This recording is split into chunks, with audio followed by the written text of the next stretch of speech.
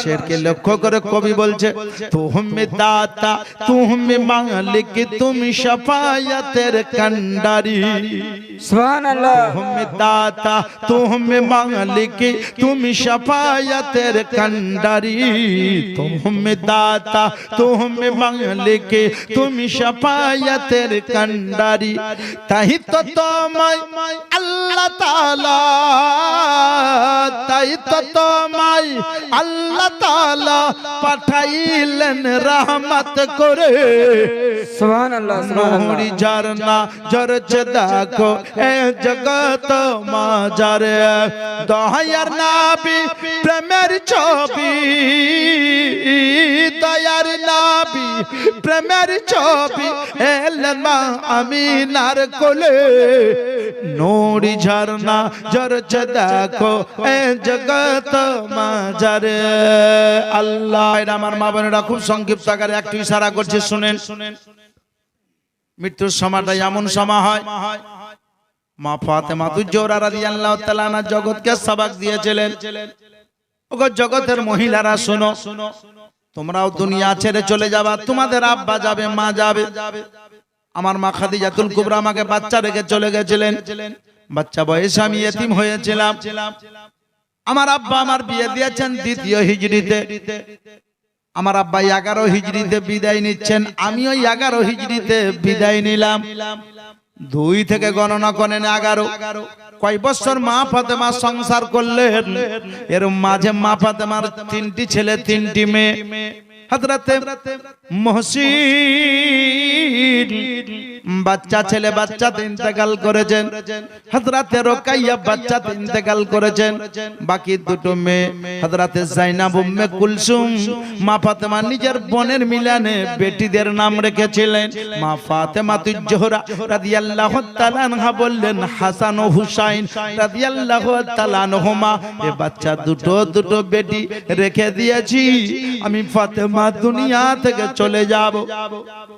বহু ঘটনা বহুত বিশাল বড় আমি আপনাকে শোনাবো না, সংক্ষিপ্ত আকারে সারাংশটা একটু বলে দেয়।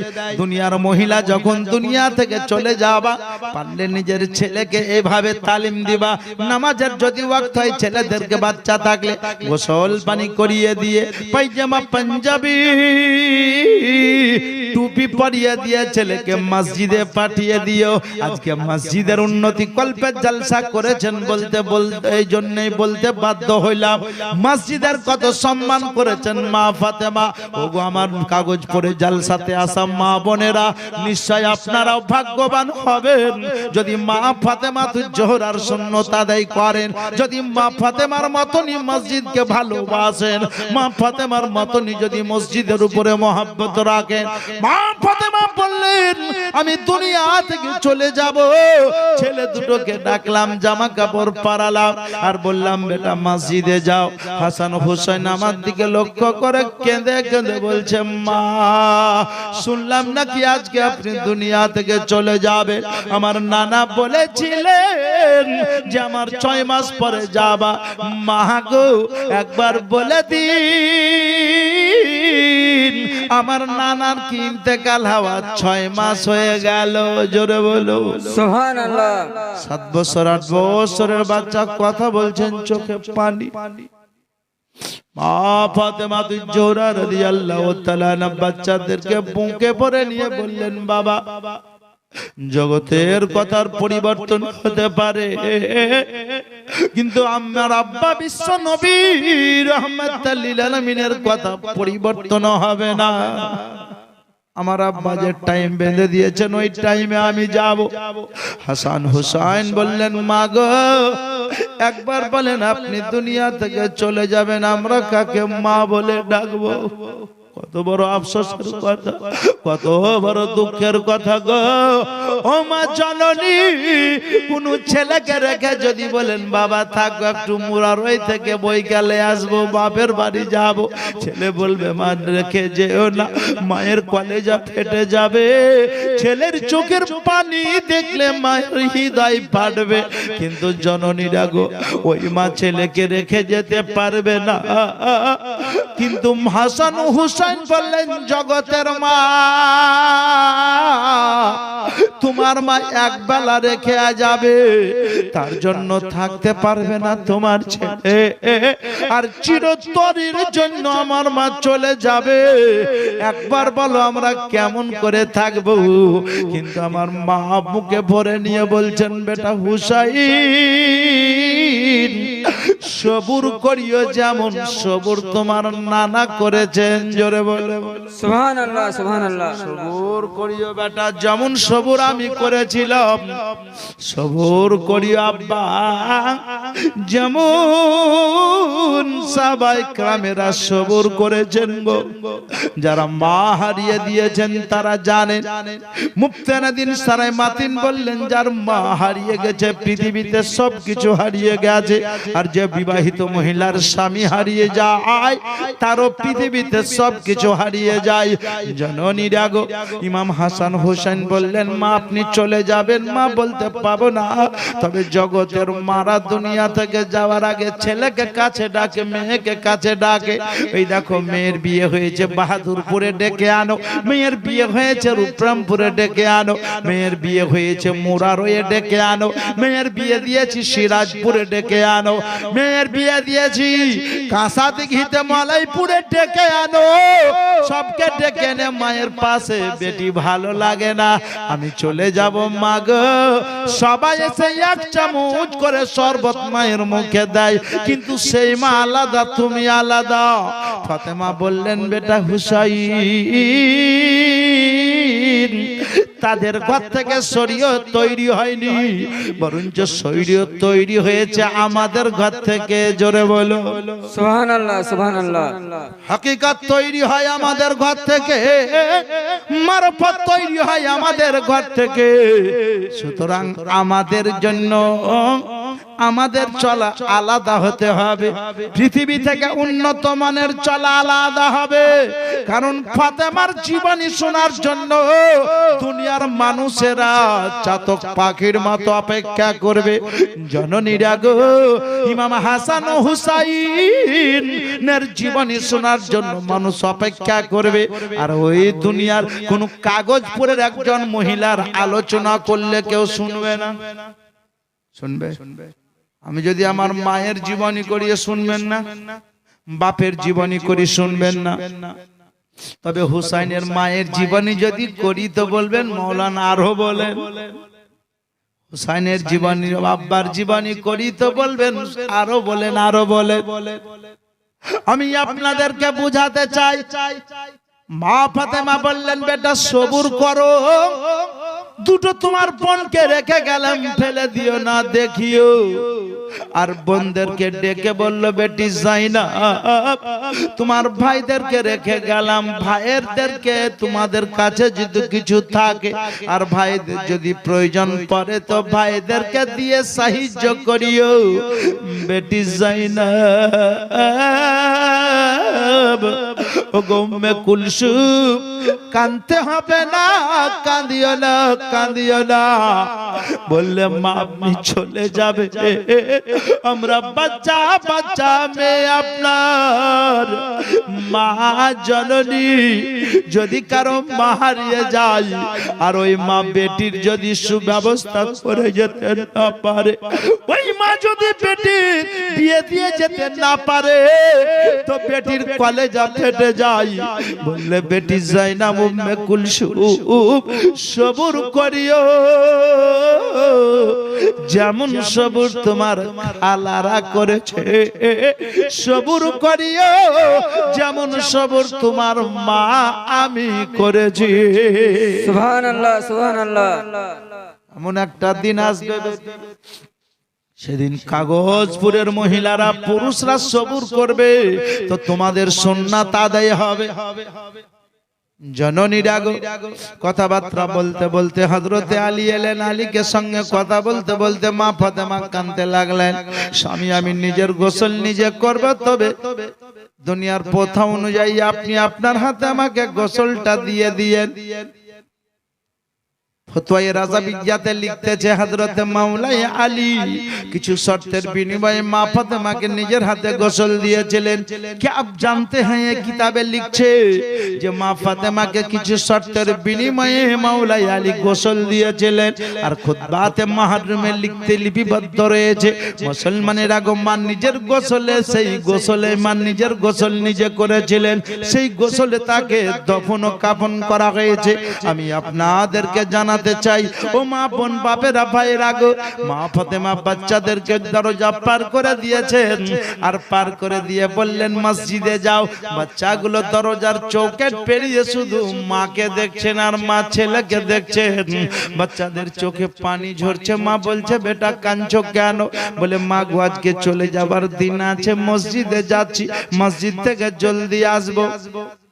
বলে বেটা যাও যাও নামাজ পড়তে যাও, মাগরিবের ওয়াক্ত খুব অল্প সময়, মাগরিবের ওয়াক্তটা খুব অল্প, সুতরাং জলদি নামাজ পড়তে যাও। বলে মা নামাজ তো পড়তে যাব, তবে নামাজ পড়ে এসে হয় তার এই নূরানি চেহারা দেখতে পাবো না। বলে মন ভরে আপনার নূরানি চেহারা দেখতেছি। সুবহানাল্লাহ। বলে মা এই জন্য দেখতেছি।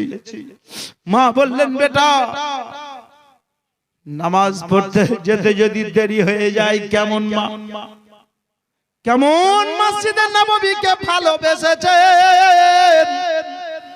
বেটা, নামাজ পড়তে যেতে যদি দেরি হয়ে যায় তো নামাজ কাজা হয়ে যাবে।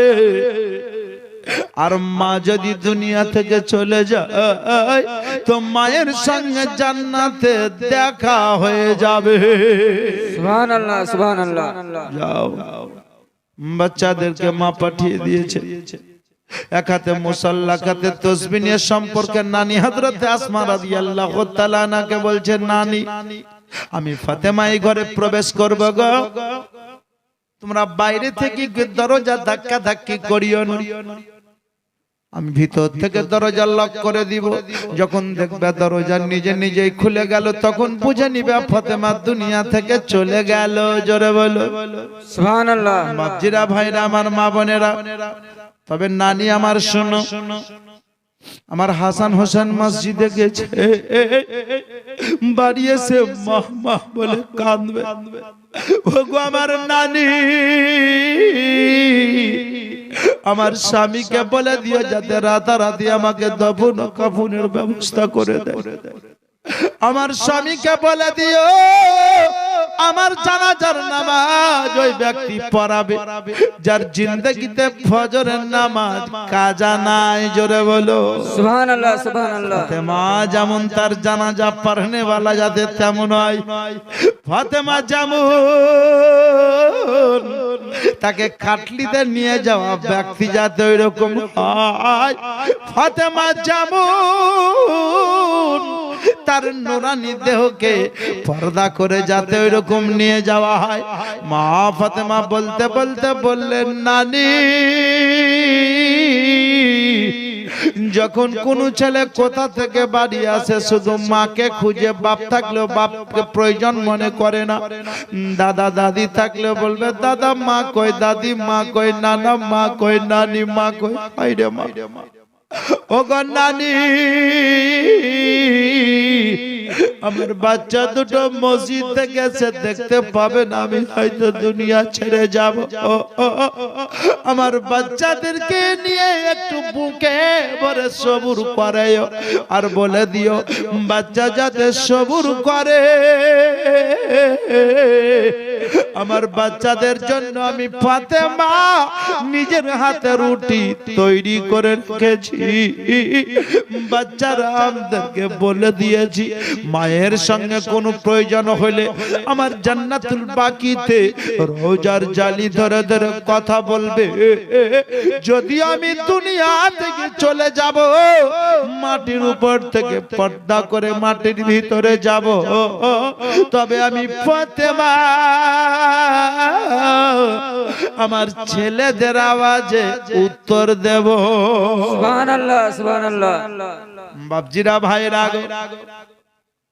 মা ফাতেমা বলেছিলেন বেটা হাসান হুসাইন নামাজ পড়বে, আমার কবর জিয়ারত করবা, আমার কবরে গিয়ে দোয়া করবা, জিয়ারত করবে। একবার বলেন জান্নাতি মহিলার দোয়ার দরকার কি? জান্নাতি মহিলাদের সরদারিনী, তার দোয়ার প্রয়োজন কি?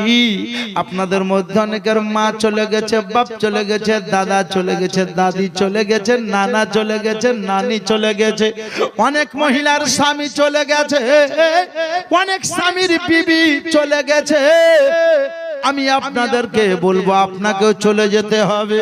আপনার ইসালের সওয়াবের উদ্দেশ্যে বা আপনার আত্মীয়র ইসালের সওয়াবের উদ্দেশ্যে বাপজিরা, ভাইরা গো, আমার মা বোনেরা গো, এমন কোন একজন মধ্যে মুজাহিদ আছেন, মাওলানা গত বছর টাকা দিয়েছিলাম, মসজিদের কাজ হয়েছে, এই বছর ওই দেখেন ৫,০০০টি টাকা মসজিদে দিলাম আমার মায়ের নামে বা আমার সুবহানাল্লাহ বাপের নামে, আমার আত্মীয় স্বজনের নামে। অনুরোধ করে বলবো একজন ব্যক্তি ৫,০০০টি টাকা দিবেন, আর ১০,০০০ সুবহানাল্লাহ ১,০০০ করে কয়েকজন ব্যক্তি, কমসে কম ১০ই মুহররমের মহব্বতে ১০ জন ব্যক্তিকে বলবো, বেশি নয়, মাত্র ১,০০০ করে টাকা। জননী যদি পারেন সামনে নিয়ে আসেন, একটু দোয়া করব। তবে কাগজপুরে সুবহানাল্লাহ ইঞ্জিনিয়ার, ডাক্তার, মাস্টার, বহু কোয়ালিটির লোক আছেন, আমি আপনাদেরকে বলবো, তবে কোটি টাকার উপরে বসে থাকতে পারেন। আল্লাহ যাকে চয়েস করে নিয়েছে তারই টাকাতে মসজিদের কাজ হবে। জননী চেয়েছি মাত্র ৫,০০০।